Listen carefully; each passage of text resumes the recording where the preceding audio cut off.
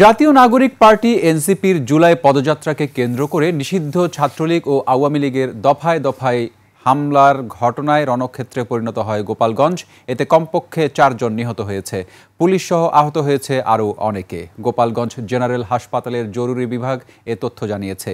পরিস্থিতি নিয়ন্ত্রণে গোপালগঞ্জে কারফিউ জারি করা হয়েছে, দেয়া হয়েছে 144 ধারা। এর আগে সমাবেশ মঞ্চ, পুলিশ ও ইউএনওর গাড়িতে হামলা ও ভাঙচুর হয়।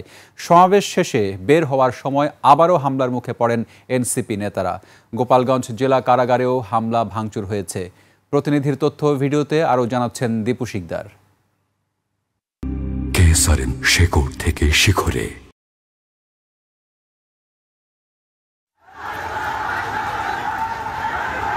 নিষিদ্ধ ছাত্রলীগ ও কার্যক্রম নিষিদ্ধ আওয়ামী লীগের দফায় দফায় হামলায় সকাল থেকেই রণক্ষেত্রে পরিণত হয় গোপালগঞ্জের বিভিন্ন এলাকা। আমরা খুব সন্ত্রস্তর ভিতর ছিলাম। দুপুরে শহরের পৌর পার্কে এনসিপির সমাবেশ স্থলে 200-300 লোক লাঠিসোঁটা নিয়ে হামলা চালায়। এ সময় মঞ্চের আশপাশের পুলিশ সদস্যরা দ্রুত আদালত চত্বরে ঢুকে পড়লে এনসিপির নেতাকর্মীরাও দৌড়ে সরে যান।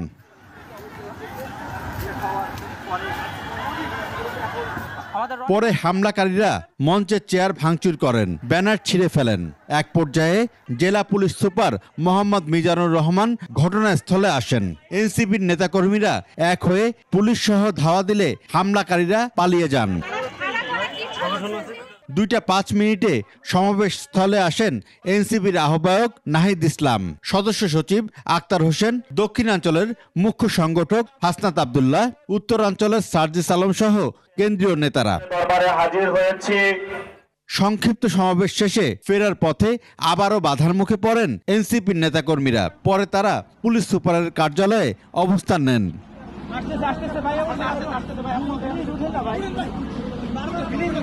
এক পর্যায়ে এনসিপির শীর্ষ নেতাদের উদ্ধার করে সেনাবাহিনীর এপিসিতে করে নিরাপদ স্থানে সরিয়ে নিয়ে যাওয়া হয়।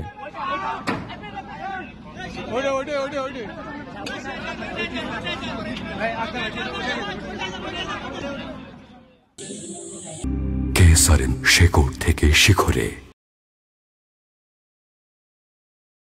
এ সময় গোপালগঞ্জ জেলা কারাগারেও হামলা ও ভাঙচুরের ঘটনা ঘটে। এর আগে এনসিপির কর্মসূচি ঘিরে গোপালগঞ্জে পুলিশের গাড়িতে আগুন ও উপজেলা নির্বাহী কর্মকর্তার গাড়িতে হামলার ঘটনা ঘটে। বেলা 11:30টার দিকে গোপালগঞ্জ টেকেরহাট সড়কের সদর উপজেলার কংসুরে এই ঘটনা ঘটে।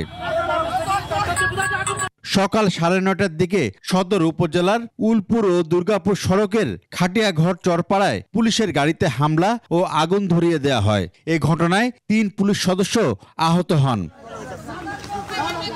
খবর পেয়ে ওই এলাকা পরিদর্শনে যান সদর উপজেলার নির্বাহী কর্মকর্তা এম রাকিবুল হাসান। ফেরার পথে কংসুরে ওই ইউনোর গাড়িতেও হামলা করা হয়, আহত হন তার গাড়ি চালক।